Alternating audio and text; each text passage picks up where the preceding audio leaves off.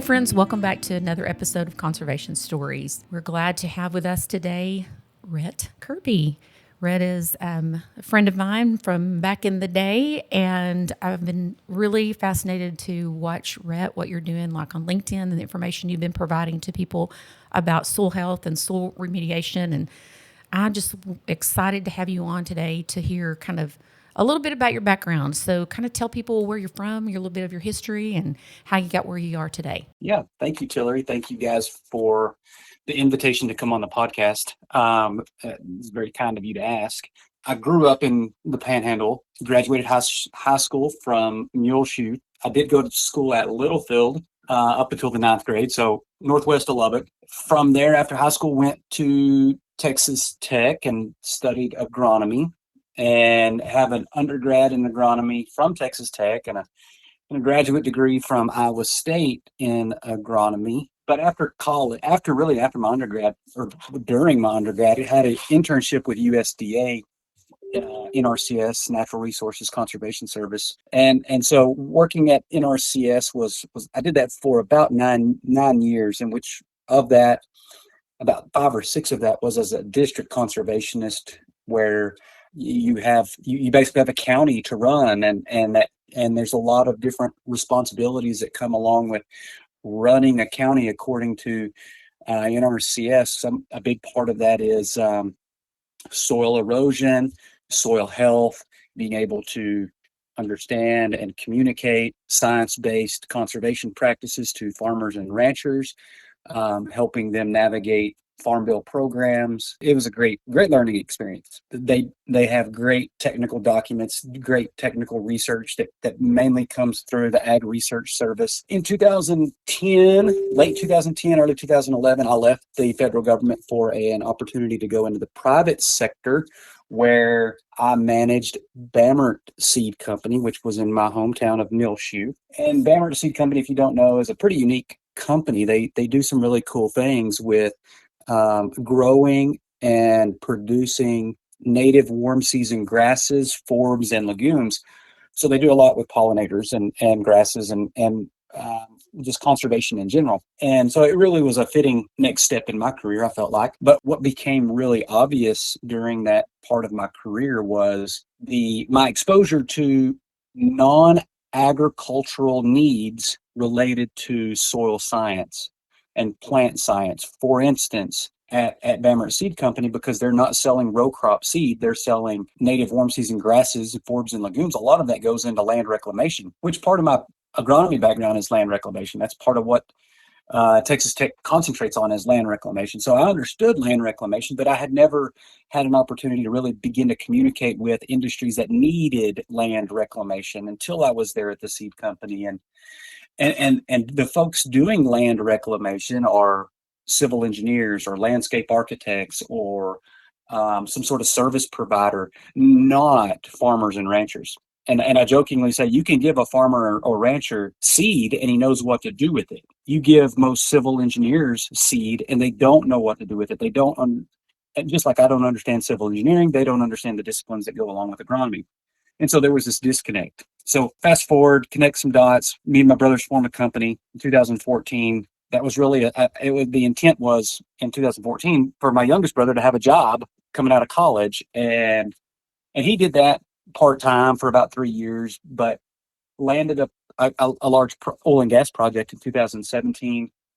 I was able to make an exit from the seed company in 2018, and since then we've been doing land reclamation work, which is all a function of soil science, soil health, all of those things that we've kind of talked about. We've been doing that in I think we're up to maybe 25 or 30 states now, where we do land reclamation for all energy sectors, renewable energy, oil and gas, commercial construction, hydrogen plants, limestone plants, quarries, mining. And so we do a lot now with most of it is non-ag related, not row crop. I mean, our clients and our customers are not farmers and ranchers, but they are people and that need soil science solutions. Well, not them thinking, like, immediately what pops into my head is the whole south side of Lubbock and what it looks like, when we're about to, have a new development come in, and, just how it blows like crazy. And, just some of those, when you say non-agricultural, I'm like, man, it's everywhere around us. That need is there. We kind of think that, the farmers and the ranchers are the ones that are responsible, to take care of the land. But really, we're talking about corporations and, just even individuals that have that need. I recently spoke to a young man that lives out on the south side of Lubbock and is concerned about, the water out there, and how do I get, some seed, and how can I, how do I, if I get the seed, how to get it planted? I only have 10 acres, but I don't want to put in, Bermuda grass. What do I Sure. do? And, just some of those smaller individuals that see the need and they care. Yep, and you're exactly right. It is unique. There are unique issues that come along with working in that industry, and a lot of it's related to, yeah, you're right, dealing with corporations, having to have certain trainings, and working, having to have certain insurance requirements, and versus working in an agricultural setting on a farm. Those things are, you're either exempt by statute from a lot of those things, or there's not a concern. There's different dynamics that go along. We definitely can't operate at the efficiency level that agriculture does, because there is red tape, and but you bring up a great example of an urban setting needing soil conservation, soil science, without going down the path of regulation. There are states. Let me back up. The Clean Water Act of the United States protects a lot of these resources that you and I are talking about. It's really a function of, does anybody on a local level regulate or monitor for them? Even if the laws exist, if they're not monitored for, corporations don't see the need. And uniquely, a farmer has a vested interest in protecting his soil health, because he wants to see it produce.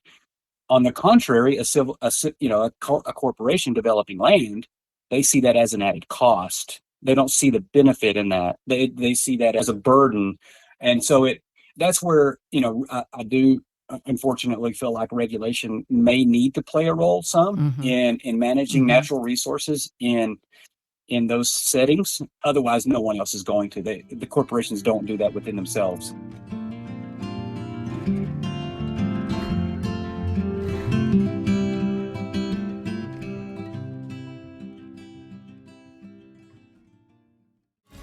Are you passionate about conservation and climate-smart agriculture?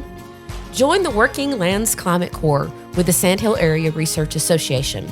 We're looking for dedicated individuals to engage in hands-on conservation projects and to educate local communities. As a full-time member, you'll receive a living allowance, health care, and child care coverage is needed.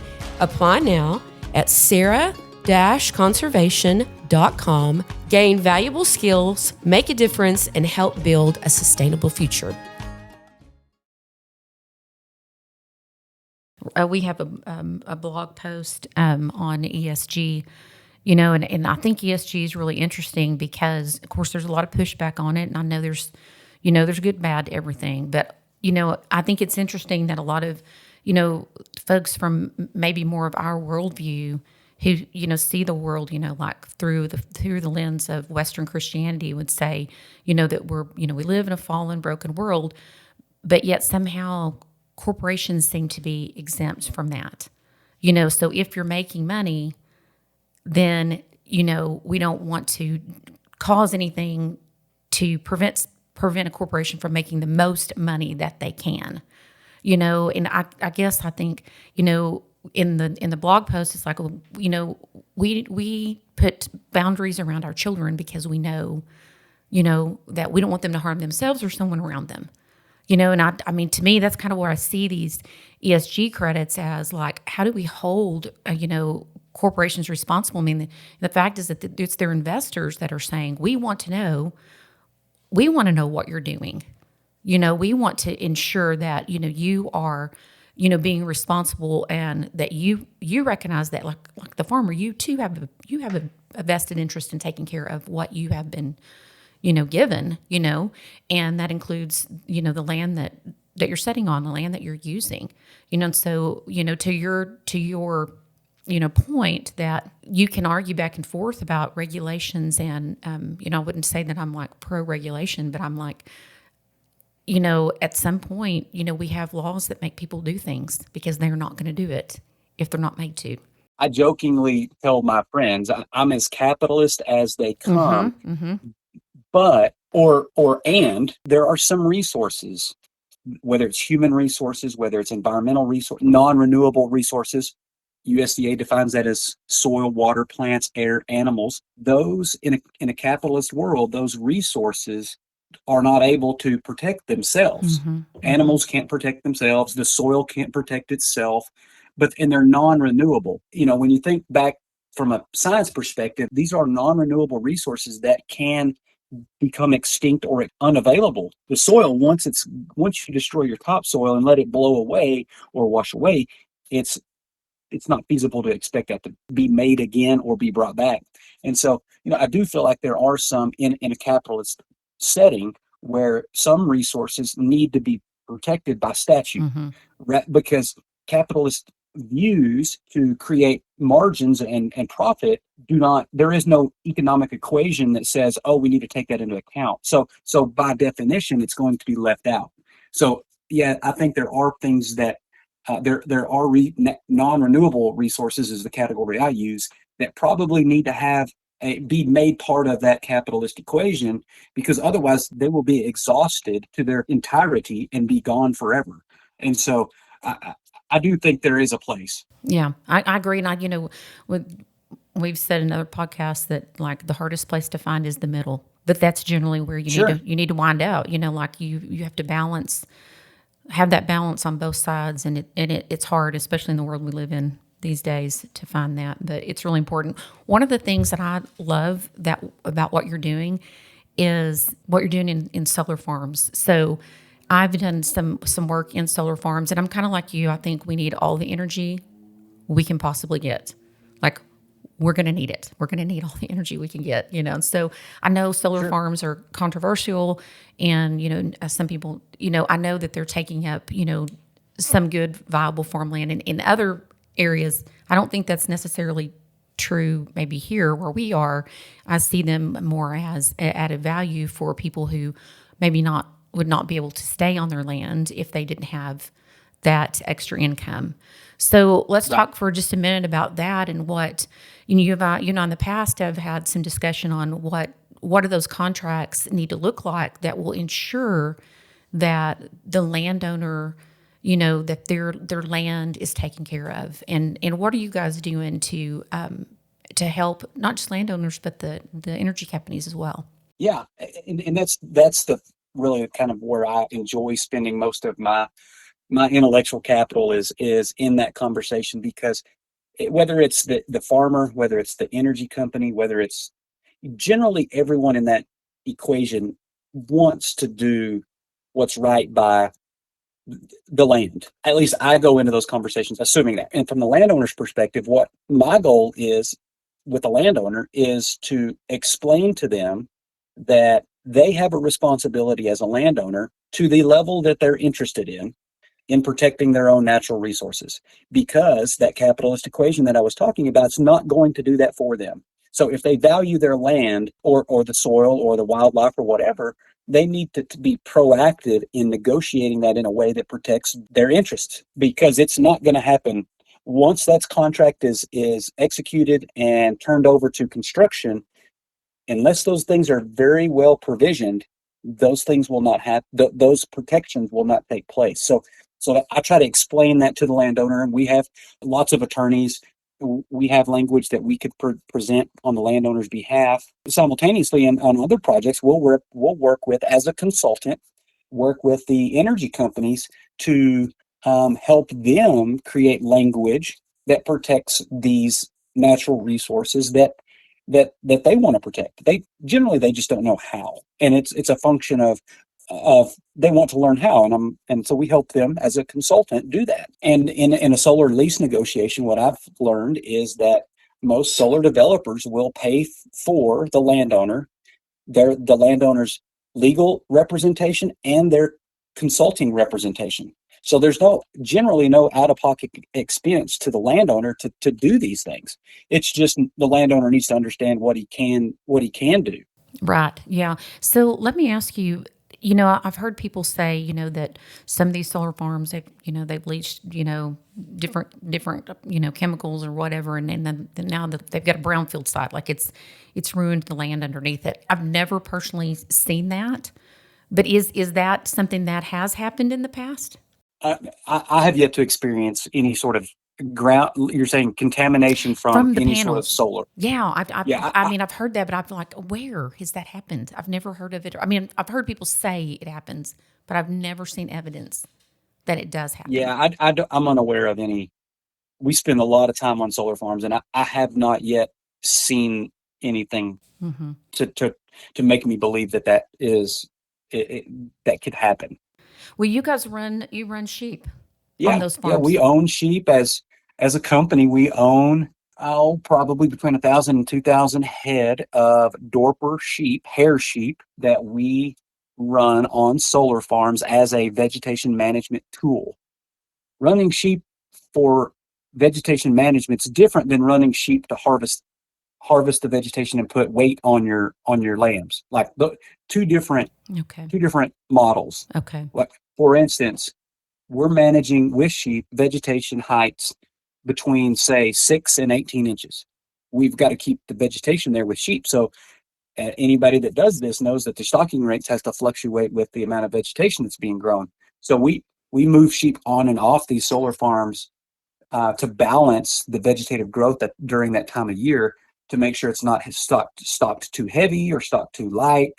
So yeah, that's one of the fun parts that we enjoy doing is grazing. That's interesting. Well, let me ask you another question. So, do you feel like that people are more concerned now with environmental concerns, like more corporations are thinking about these things? I know my experience has been, in working with some oil and gas companies, particularly in the Permian Basin, that there's a realization, that in the past, people haven't done what they should do, but that there's a commitment to moving forward to do better, and that there's work to be done, and that there's an interest in getting that done. Are you seeing that same movement? Yes, yeah, I am. I mean, I really am. I think oil and gas is unique because there'll always be those that the group that may not, but as a whole, I do feel like oil and gas is becoming more conscious of that, and it's a function, I think, of ESGs or the ESG movement. It's just a different conversation now about managing resources, especially when an oil and gas company wants to or has the goal of creating a carbon neutral barrel of oil. I don't know if they'll ever get there, but it changes that the mentality. If you're going to become carbon neutral and pump oil, good luck, number one. But you really need to start valuing the things in the environment that capture carbon. Well, what is that? To me, the biggest carbon sink there is the soil. And so yeah, I think there are multiple conversations that are leading in that direction for sure. Yeah. I don't know. It's easy to get to feel discouraged about, things that go on, but also I'm always so encouraged when I see your post on LinkedIn. I encourage people to follow you. Do they follow Rhett Kerby? Do they follow KerTec? I mean, what's the best way to follow you to see those videos that you're producing, those educational videos on LinkedIn? Yeah, most of them go up on my page, and I'll share some of them out to the company page too. But it's I don't know, it's just organically been something that I've posted videos for 7 or 8 years now, and they're great. They're great. Yeah, I've learned so much. Yeah. Well, so tell people if people want to, they have a need or they want to learn more about your company, where would they go? Yeah, so you could go to our website, which is KerTec, KerTec LLC.com. you could stop by if you're in shallow water. We're there on the S curve on 179. You can stop by there, message me on LinkedIn. That's a great way. Or I'd be glad to, I think, Tillery, I've shared my email, I believe, with you guys. It's rkerby, KERBY at KerTecLLC.com. Okay, well, we will take all of that and we will link it all up in the show notes, and people can just click and get right to you there. So thanks, Rhett, for your time. I really appreciate it. And thanks, listeners, for joining us for another Conservation Stories. See you soon.